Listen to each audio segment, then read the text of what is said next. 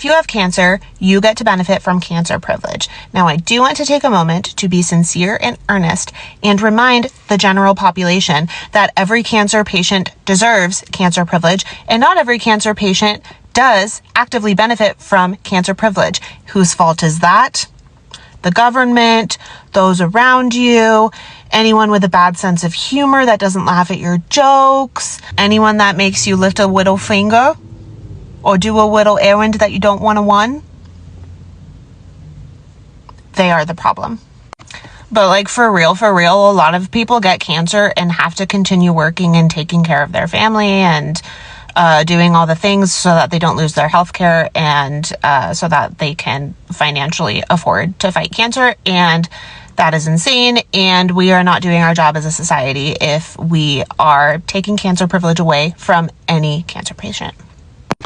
But I do encourage any cancer patient in this scenario to remind yourself that you are deserving of cancer privilege, and you can try to take advantage of it in little ways, but also you deserve better. I was working on Capitol Hill when Charlie Kirk was murdered, and I saw firsthand Democratic politicians and Democratic offices put their pride to the side, even if they did not like him, and send condolences to his family, his widow, his supporters. When John McCain died, I don't remember any Democrats saying that they should not feel sorry for John McCain's family. But today, after the American public learned over the weekend and last week that President Biden has advanced stage cancer that has spread from his prostate to his bones, Donald Trump sat in the Oval Office and told Americans if they feel sorry for Joe Biden, they should not feel sorry for him, and that he himself does not feel sorry for Joe Biden, and that Joe Biden was a particularly vicious person. What I just did is reporting. I'm a journalist. I have a journalism degree. I didn't editorialize anything I said. Everything I said was factual and can be verified. And here's the clip of Donald Trump saying what he said to prove that. He's been a sort of a moderate person over his lifetime, not a smart person, but a somewhat vicious person, I will say. If you feel sorry for him, don't feel so sorry because he's vicious. What he did with his political opponent and all of the people that he hurt a lot of people, Biden. And so I really don't feel sorry for him. It's been an hour on the phone with CVS Specialty trying to get my Ibrance, my stage 4 cancer medication.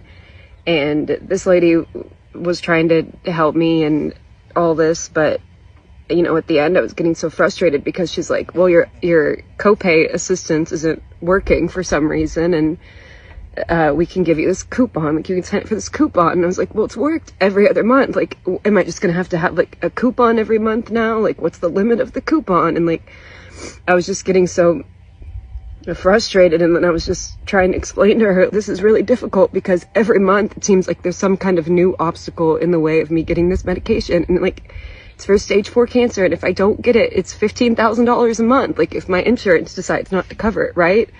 And I have my PPO insurance and my copay assistance because it's even expensive with the copay. And I was just explaining to her like all of it. And then I could tell that she was crying because she was also upset that like this is how the system works.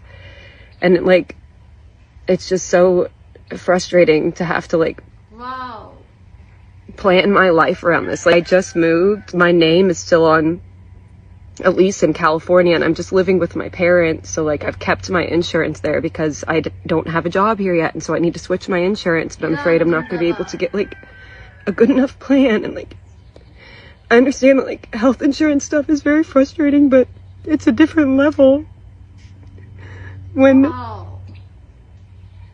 it's like your life. It's not like something that I can go take a different version of, or like that I can afford to not take for a month. And my oncologist tried to have them give me 3 months at a time, and they also wouldn't approve that, so that I'd have time to like get it worked out. And I'm just being dramatic, and I know that I'll be able to get it, but like, this is like, you know, I'm so proud of myself for like getting out of the situation I was in and getting myself into a better situation. But it's really hard when you have stage 4 cancer. It's stupid. I was like editing this reel before they called me about like, you can start over anytime. Like, don't let cancer like scare you into living your best life. And Now here I am sitting here like scared that I'm not going to be able to access my medication in Texas.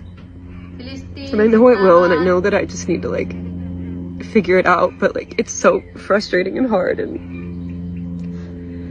also it's hot. I need to go inside. Wow. I hate it.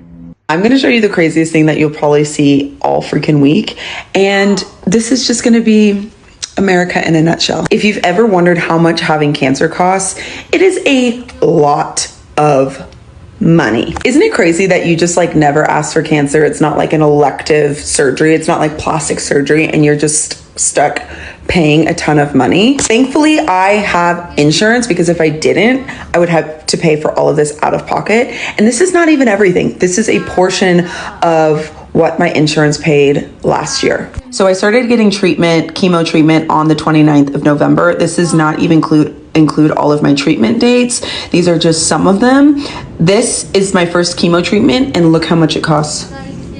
$195,956.62. This on the 10th was probably another chemo treatment. That's how much it costs. Look at all of these treatments for these dates. Some of these are probably just shots. Some of these are hydration. Some of these, I don't even know what it is. Like, I don't know what I had on the 6th.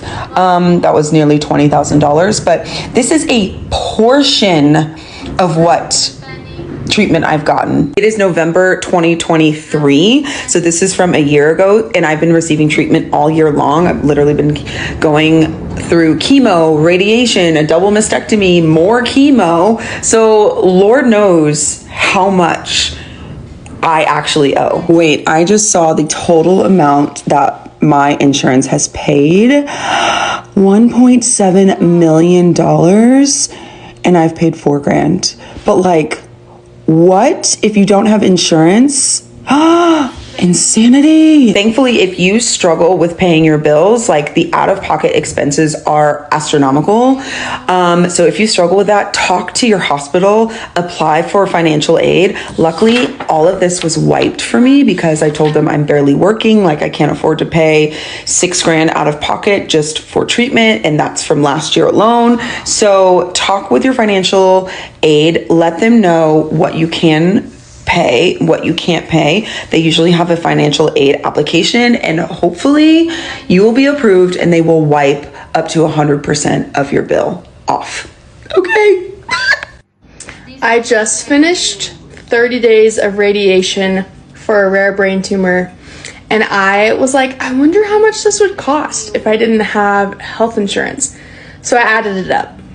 I scoured my insurance records and like all the claims and put together everything that I could think of. I spent like 20 minutes doing this, so I probably missed some stuff, but put together everything that I could think of that I've had done in the since the beginning of 2022 for my rare brain tumor. And this is the cost. Literally $250,000. How do people without health insurance take care of that? Like, my brain tumor, yes, it was rare, it was bad, wasn't terminal, wasn't like, I didn't need any super serious extra things happening, whatever. I had 30 days of radiation. Every day they do a little x-ray to like make sure the radiation is like targeting the right spot. 6 weekly check-ins, 1 per week during my radiation, 6 MRIs with contrast. So this is just the medicine that lights up the tumor. A CT scan, oral chemo, and blood work. Guys, why did it cost $250,000? Like, I had insurance, thank God, but how do people seriously without insurance, like, they would be broke for the rest of their life. Like, they're already going through such like a health crisis. Why do they immediately have to be put in like a financial crisis? Like, this would take away from like people's like houses, bills, food.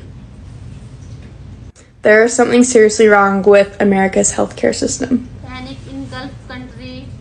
The American healthcare system needs to get the fuck out of here, okay? This is crazy. I just asked for an itemized bill of earlier this month where I was dying and I needed to be hospitalized for 3 days. Bitch, the total of that 3-day service was $83,334.33. For what? For what? Oh my god. And I'm wondering if I get a degree with this service or walking down an aisle for surviving. You must be out your mind. This is the price of an Ivy League program. Not only was I dysfunctional during half of this stuff, I also didn't ask for half this stuff. Blood must cure cancer with how much they charge me for blood work. You gotta be $6,000. It sounds like I need to be reimbursed for all the stuff y'all took out of my body. Here's the fun part. $10,296. Do you know what that's for? That is for the HB room board semi-private med bed. Who the hell asked for that? I just need my airways open. Mind you, I got back problems. I really got back problems for 3 days in that bed. So make it make sense. Albuterol at home costs like $30. Apparently, in a hospital, it's like $462. I just needed help to open my airways. You would have thought I left with a baby. So moral of the story, it's better to ride it out and talk to Jesus. Because if it's your time to go, it's your time to go. If it's your time to stay, then he's going to make a way. Lonnie's put me in the hospital about a month ago, and my hospital bill just came in. Let's open it together. I have no idea what this amount's going to be. I am a broke college student.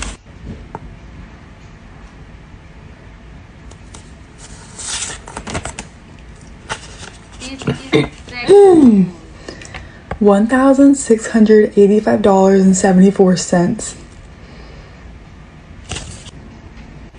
Oh, and it's due August 7th, and today is July 14th. So I have 3 weeks to come up with $1,600.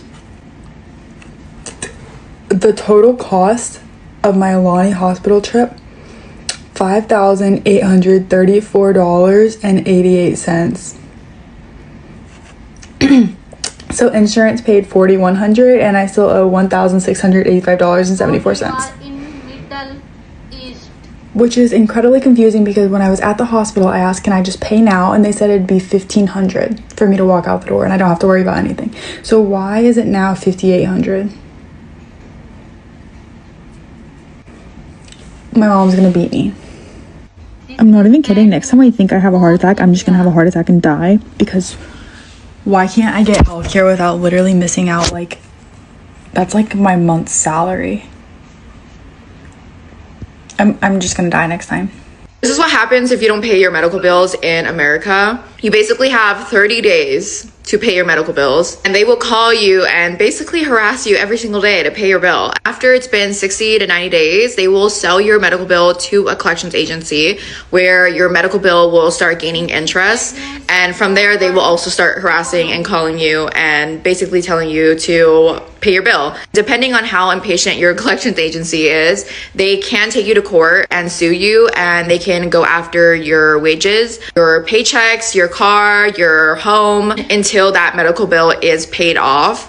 It also really depends on the amount too. Like, I don't think they're going to take someone to court for a $100 bill. I know that your medical bills can't affect your credit score, but once they do sell it to a collections agency, that's when it can. However, a lot of people actually don't know this, but you can actually negotiate your bill and buy a lot, like half the cost, because at the end of the day, all they want is your money. You can also do this with your collections agency too. You can also do monthly payments too, and as long as you're making monthly payments on your bill, they can't come after you. So you can literally pay $1 a month and they can't come after you. Usually if you don't have insurance, there's usually charities that will help cover your costs. Even the hospital themselves will give you a discount if you don't have insurance. I know there's a lot of people that will say that their medical bill disappeared without paying for it. That's because either the collection agency gave up the cost of it, like you probably just owed like $100 and they're like, it's whatever, or because they're gonna come after you years later once your bill has gained a lot of interest. So yeah, that's basically what happens if you don't pay your medical bills in America, unfortunately. When people say to me, there's no way that cancer is expensive, I show them this. So I started getting chemo treatment on the 29th of November. This does not even include all of my treatment dates. These are just some of them. This is my first chemo treatment, and look how much it costs. $195,956.62. This on the 10th was probably another chemo treatment. That's how much it costs. Look at all of these treatments for these dates. Some of these are probably just shots. Some of these are hydration. Some of these, I don't even know what it is. Like, I don't know what I had on the 6th. That was nearly $20,000. But this is a portion of what treatment I've gotten. Wait, I just saw the total amount that my insurance has paid. $1.7 million, and I've paid $4,000. But like, what if you don't have insurance? Insanity.